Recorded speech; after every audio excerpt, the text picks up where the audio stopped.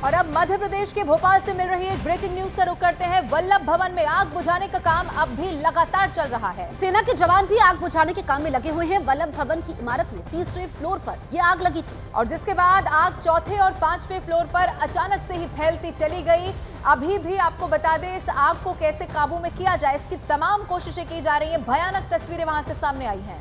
तो अभी भी वल्लभ भवन में आग बुझाने का काम जारी है। सेना के जवान भी आग बुझाने में जुटे हुए हैं।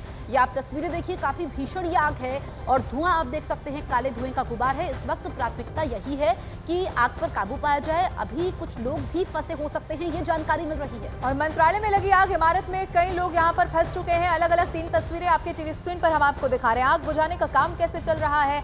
मंत्रालय में ये भीषण आग लगी है, दूर से ही काले धुएं का गुबार देखा जा सकता है। और तीसरी तस्वीर में आप देखेंगे, वल्लभ भवन में कई लोगों के फंसे होने की खबर है। प्राथमिकता यह है कि सभी लोगों को सुरक्षित जल्द से जल्द बाहर निकाल लिया जाए। तो मंत्रालय की इमारत में ये आग लगी है। 3 तस्वीरें आपके सामने हैं। आग बुझाने का काम इस वक्त जारी है। सेना के जवान भी आग बुझाने में जुटे हुए हैं। ये तीसरे फ्लोर में आग लगी। ये आप देखिए, वल्लभ भवन में कई लोग अभी फंसे हुए हैं और ग्राउंड जीरो पर हमारे सहयोगी मनोज हमारे साथ लाइव मौजूद है। मनोज, हम तस्वीरें देख रहे हैं, कहां तक इस वक्त आग फैली हुई है, कितना समय लगेगा, कितनी टीमें आग बुझाने के काम में जुटी हुई हैं मनोज? अभी लगातार टीमों के आने का सिलसिला जारी है। मैं आपको तस्वीरें दिखाऊंगा क्योंकि अभी सेना की दमकलें अभी यहाँ पर पहुंची हैं।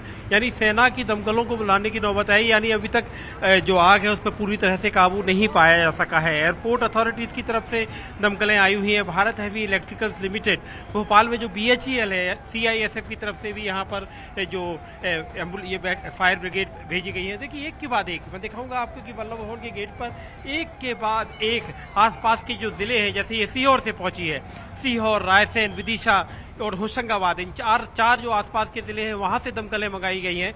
लेकिन अभी तक आग पर पूरी तरह से काबू नहीं पाया जा चुका है। जो 5वीं मंजिल है, ये 5वीं मंजिल पर आग लगी हुई है।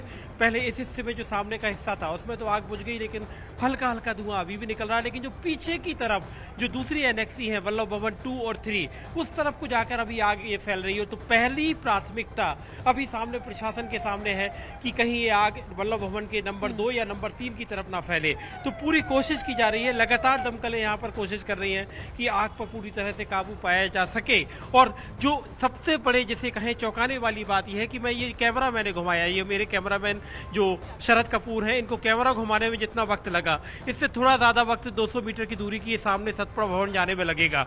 और इस जगह पर जून में, पिछले साल जून में ऐसी ही आग लगी थी, मैसिव फायर था और उस समय सरकार ने जांच के लिए कमेटी बनाई। इस बार फिर डॉक्टर मोहन यादव मुख्यमंत्री ने कह दिया कि हम कमेटी बना रहे हैं इस पूरी जांच की, इसकी जांच कराएंगे।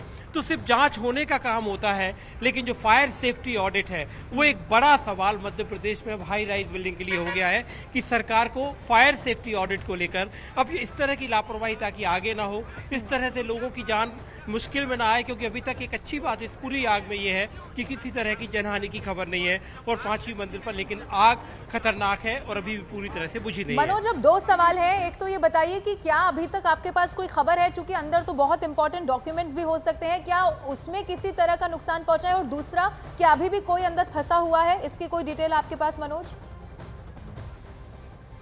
जो जिसे ऑफिशियल स्तर पर, आधिकारिक तौर पर ये सारे लोग कह रहे हैं कि कोई भी नहीं फंसा है, क्योंकि सुबह का वक्त था, 10 सवा 10 बजे बताया गया कि आग लगी और कोई नहीं फंसा है, ऐसा आधिकारिक तौर पर बताया गया है।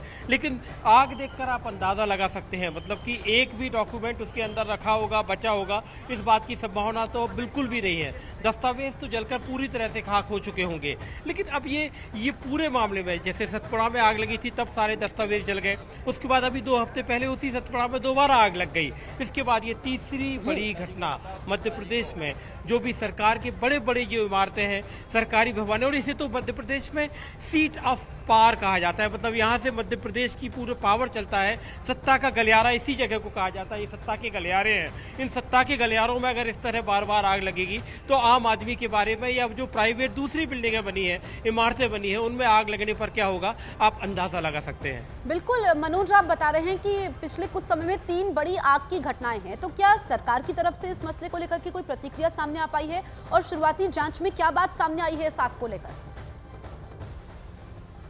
अभी ये तो नहीं पता चला है, क्योंकि पिछली बार पता चला था कि कोई इलेक्ट्रिसिटी सर्किट में वहाँ से पहले कुछ प्रॉब्लम हुई, उसके बाद आग फैली। लेकिन अभी तक इसके बारे में ये बिल्कुल नहीं पता है कि आग कैसे फैली, लेकिन आग लगी कैसे, फैली, उसकी तो वजह साफ होती है। जब भी इस तरह की इमारतों में आग लगती है तो तमाम एसी लगे होते हैं, दूसरे इंस्ट्रूमेंट लगे होते हैं, एसी के कंप्रेसर होते हैं, और जब आग होती है तो वो जब बस्ट होते हैं तो उसके बाद आग लगातार फैलती चली जाती है। तो अभी तक ये तो पता नहीं चला, लेकिन डॉक्टर मोहन यादव मध्य प्रदेश के मुख्यमंत्री ने कहा है कि इस पूरे मामले की जांच कराएंगे तो कमेटी बनेगी, जैसा कि पहले सतपुड़ा के समय बनी हुई थी।